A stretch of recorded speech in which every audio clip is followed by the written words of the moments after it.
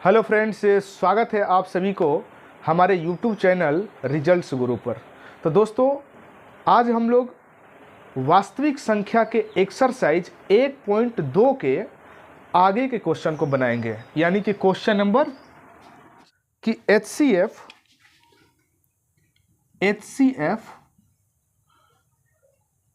306 और 657 बराबर 9। ठीक है, तो हमको फाइंड करना है LCM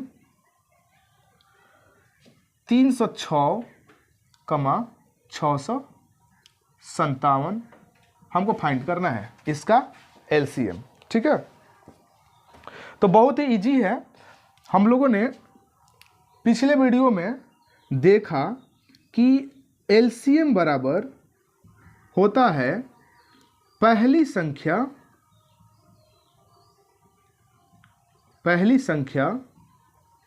गुने दूसरी संख्या बटे HCF। तो हम निकालेंगे LCM 306 और 657 बराबर, तो ये पहली संख्या और ये हो गया दूसरी संख्या, तो 306 गुने 657 और उसके बटे में HCF हो जाएगा हमारा 9।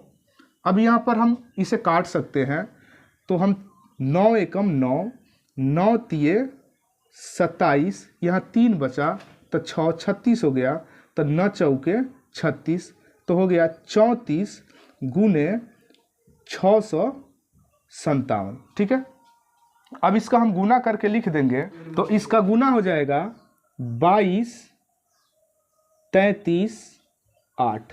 आप लोग भी चेक कर लीजिएगा।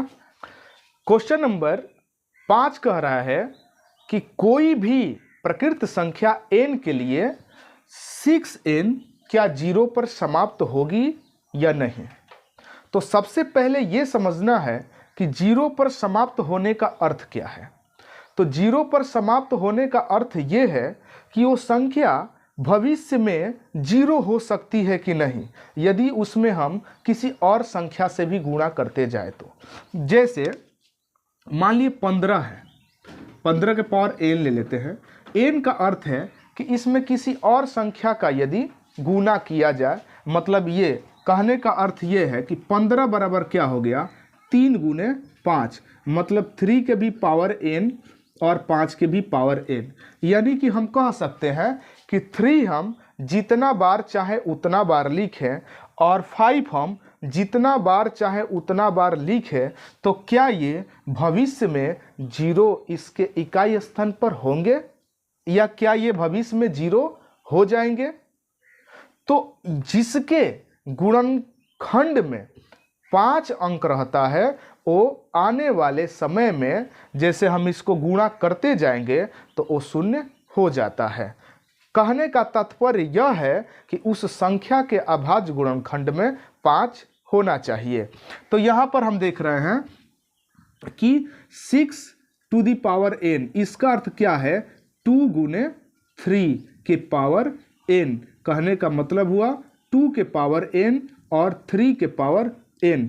तो क्या ये 0 पर समाप्त हो पाएंगे, तो ये 0 पर समाप्त नहीं होंगे, क्योंकि 0 पर समाप्त वही अंक हो सकते हैं जिसके अभाज्य गुणनखंड में 5 आया हो। तो इसके अभाज्य गुणनखंड में 5 नहीं है, तो यह 0 पर समाप्त नहीं होंगे। उदाहरण स्वरूप एक और हम समझ लें, 4 टू दी पावर n, तो हम कहेंगे 2 इंटू 2 के पावर n, यानी कि 2 के पावर 2n। तो क्या ये 0 पर समाप्त होंगे, तो ये भी 0 पर समाप्त नहीं हो सकते हैं। कारण यह है कि इसके अभाज्य गुणनखंड में 5 नहीं है। कहने का तात्पर्य यह है कि जिसके अभाज्य गुणनखंड में 5 नहीं है, वो कभी भी 0 पर समाप्त नहीं होगी।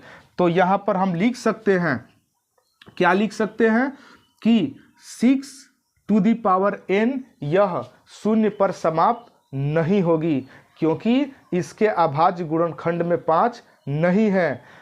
या इसे ऐसे भी लिख सकते हैं कि जो संख्या शून्य पर समाप्त होगी तो उसके अभाज्य गुणनखंड में 5 आनी चाहिए। यह संभव नहीं है क्योंकि 6 के पावर n बराबर 2 गुणे 3 के पावर n है। यानी कि हम आगे लिखेंगे कि यहाँ 2 और 3 के अलावा 5 अभाज्य गुणनखंड में नहीं है।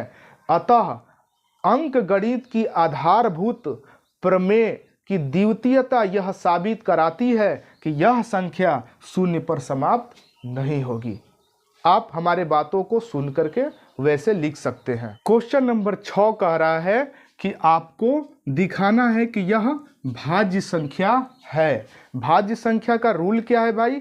तो भाज्य संख्या वह संख्या होती है जिनके अभाज्य गुणनखंड 2 से अधिक होते हैं। तो हमको चेक करना है कि इनके अभाज्य गुणनखंड 2 से अधिक है कि नहीं। तो सबसे पहले आपको ये देखना है कि गुणनखंड के रूप में चेक करना है, यानी कि यहाँ प्लस है, यहाँ पर भी प्लस है, तो उस प्लस को समाप्त करना है। कहने का अर्थ है कि आप अपनी तकनीक लगा करके किसी तरह इसे गुना के रूप में बदल दीजिए, वह अभाज्य संख्या और भाज्य संख्या का पता आसानी से लग जाएगा। तो सबसे पहले हम करते क्या है कि दोनों तरफ देखते हैं, प्लस के 13 कॉमन है, तो यहाँ से हम 13 कॉमन कर लिए, तो यहाँ 7 7 11 और इस 13 के जगह पर क्या बच जाएगा 1, और इस 13 के जगह पर क्या बचेगा 1 बचेगा, क्योंकि जहाँ से हम पूरे अंक उठाकर कॉमन करते हैं उस स्थान पर 1 बचता है।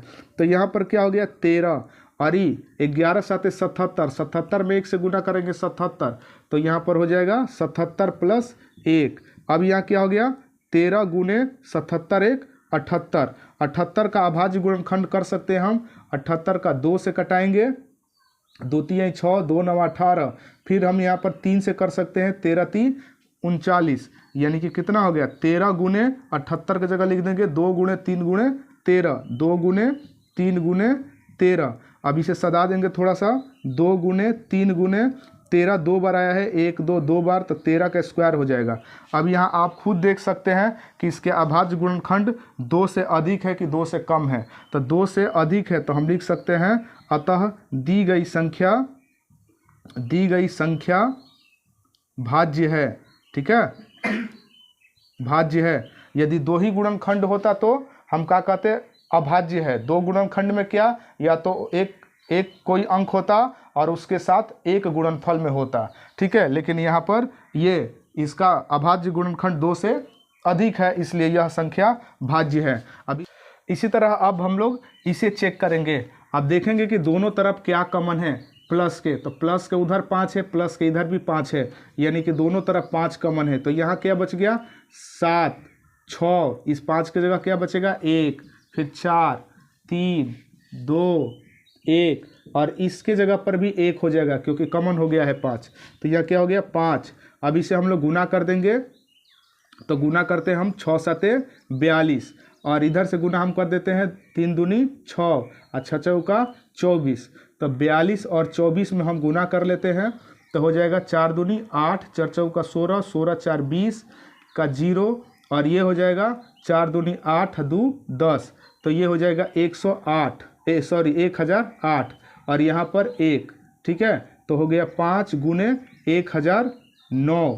ठीक है, 1009, 5 गुणे 1009, मतलब इसके साथ हम 1 भी लिख सकते हैं, 1 गुणे 5 गुणे 1009, मतलब क्या है यह, इसके अभाज्य गुणनखंड 3 है, मतलब 3 गो संख्या इसके अभाज्य गुणनखंड में आ रहा है। अतः हम कह सकते हैं कि यह भी संख्या क्या है भाज्य है।